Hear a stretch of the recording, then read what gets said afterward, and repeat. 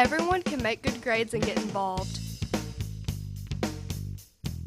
Just take a look at this kid. They're getting a scholarship. And this one has earned an exceptional amount of Peace money. And these two are getting a full ride to college because of their athletic ability. To learn more about the benefits of earning good grades and getting involved, Go to knowhowtogo.ky.org.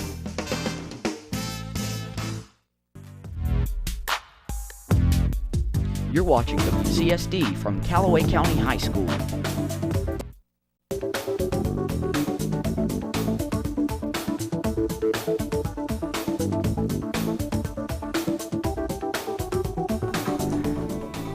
Hey, you out there, raise your hand if you eat food. Chances are you raised your hand, but most people don't know much about the process of growing the food they eat. So today we're here with Mitch Jackson, 8th generation farmer and owner of Taylor Store Farm. Hey Mitch, how are you doing? Have you been doing today? Doing good. Yeah, Doing good. that's good to hear. So today you're here to talk with our viewers about what goes into growing a crop and how you run your farm. Yes. Is that correct? Yes. Okay, well then let's just jump right in with, how has modern technology influenced what goes into farming? It's changed a lot over the last 20 years. The technology that we use saves on expenses, time. We can just get so much more done in a day and use much less product doing it. Yeah, and like for instance, you use like GPS tracking systems Yes. and such. And Yes, and that keeps us from planting the Yeah. same place or spraying the same place twice, and it's just much more efficient. Okay, so I understand that fairly soon you'll start planting your spring crops. Yes. Is that Yes, correct? about the 1st of April. And what exactly goes into that, other than just obviously sticking them in the ground? Well, it's the soil conditions have to be right, and the seed depth you get. It's very precise on where you plant it and the amount that you plant, and Yeah, I understand that's yeah. gotten a lot easier with. yes, it has. As you've gotten machines that can plant automatically, they can. Yes, and today's technology, you can in the same field you can have different populations of the plant. One part of the field that might produce better, that's planted thicker, and other places it's not as thick. Yeah. But other than just planting, a lot goes into maintaining fields and crops like that. Yes, And could you tell us a little about that? we work all year maintaining equipment, and it's a year-round process. We spend about a month getting ready to plant just on the equipment and that kind of thing. And So do you have like any winter crops planted right now at the moment? yes, right now there's wheat, canola, and oats planted right now. Okay, and are those just to hold the fields, or are you No, actually they're going to make? They're a revenue crop. Okay. Yeah, that's good to know, because I didn't know if the soil conditions were like good for growing that. Yes, if they were actually. I mean, you can plant. We do plant cover crops also, but those are the money-making crops that are out right now. Yeah. Like what all do you grow at your farm? We do, like I said, it's wheat, canola, and oats, and in the summertime we have corn, which is yellow corn and white corn, and soybeans. Yeah. I understand the farm has been in your family for a very long time. Yes, Like, it has. You're the proprietor of Taylor Store Farms, but Yes. Laster Farms has been in your family. Yes, For, the Lasters come to this part of the county, or to this area in southern Calloway County, and I believe it was 1837, I believe, when it was. oh my, that is very impressive. I've got to say. That's quite a lineage you've been holding up. And I'm farming some of the land that I farm with the 7th generation on that exact land. That same land that we've owned that that many years. That's amazing. Like, that's just amazing. It's been a long time. And can you... here's a very controversial issue at the moment. Like, a lot of people are on the fence about genetically modified organisms. Could you tell us a little about GMO crops? Well, we grow both. The biggest thing about it is most people are not informed. Most people don't know what they're arguing about when they try to argue that they don't want GMO crops. We've been genetically modifying stuff for 10,000 years, and what I hear a lot of people saying, they don't want this crop because it's had so much more chemicals and everything. That's not. It's genetically modified, so we don't have to use chemicals on it, and it's just a safer crop. Genetically modified, it's a safer crop, and it produces more, and just it's better. Yeah, I mean, not quite the word I would use, but yeah, that's a pretty good way of putting it. So you said that you've modified crops to not have to use a lot of pesticides and chemicals on them. Yes, the chemicals we use today are so much safer than what was used 20 and 30, 40 years ago. They're very safe. Yeah. What we use. There are chemicals out there that aren't safe or that I wouldn't want to be around, but most of what we use are very safe. I can completely understand people not wanting to have chemicals in their food. I mean, right. And it's not like we go out there and put a lot of chemicals on it just because we can. Yeah, it's what you have to do, and it's so early in the production of the crop most of the time that it's gone from the crop by the time it's harvested. Yeah. It's not like you're just taking out barrels of arsenic and pouring them all over. Right.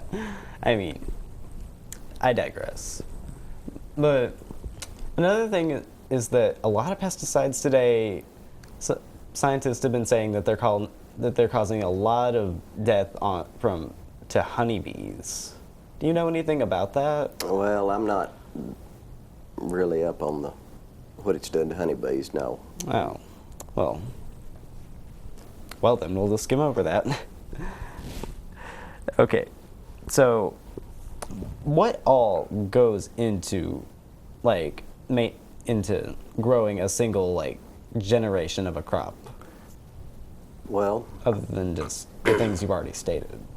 You start early, and you spray the ground to keep the weeds down, and then what we do is most everybody in this part of the country, in this Calloway County, are no-till farmers, which means we don't disc it, we just plant, and but we'll spray to keep the weeds out, and then you fertilize. We'll plant it, and often corn, gets another treatment of fertilize and one more spraying when it's smaller, and then we harvest in the fall. But there's a lot more than that to it, but that's the overview. So what exactly are the challenges that come with growing a crop in this local area? Weather, just like every part of the world, weather. Yeah. Weather and soil conditions, but if you farm here, you know the ground and you know how to do it. It's just the main thing is the weather. Yeah, it's really coming down out there right now. It is. And that could cause. We was in the field working on the winter crop. We was putting nitrogen on the winter crop earlier in the week, and now it's raining, and so we had to rush to get that done before it rained. Yeah, couldn't all that heavy rain cause so much runoff of the soil? It could. We have things like well, as far as the runoff of what we put on, we have like filter strips next to the creek that's grass areas to catch that and all that. But all the rain also causes the erosion of ditches and just soil loss in the field that we fight year-round. Okay. Yeah. Okay, well, right now it's about time for the... Right now it's about time for a break, and when we come back, Mitch will tell us about the business aspect of farming. Okay, so... Good. Okay.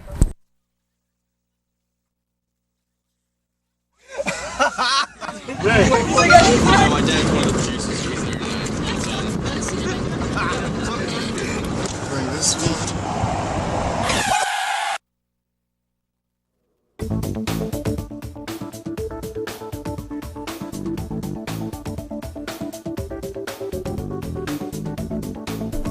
Okay, we're back with Mitch Jackson, and now he's going to tell us more about the business aspects of going in. So, Mitch, how exactly do you sell the crops that you grow?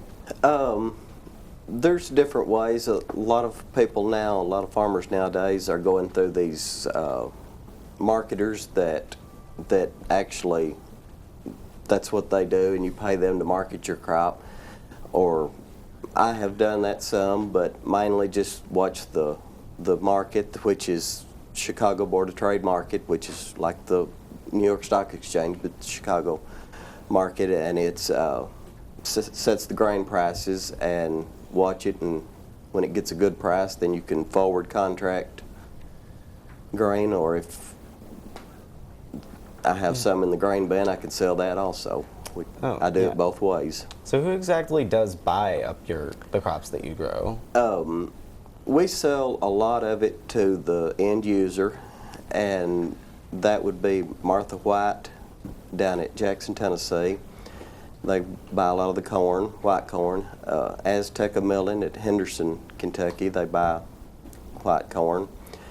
A lot of the soybeans goes to Bunge Grain at Cairo, Illinois, and they make soybean meal out of it. And the wheat, the canola, it goes to Trenton, Kentucky, and they make canola oil there. They start the process there. The wheat is a little different when it just, you sell it to the granary like ADM, and it just goes out of the country. We don't know where it goes. Okay. Yeah. So we've already skimmed over the fact that your farm has been in your family for a long time, and that it's very historical.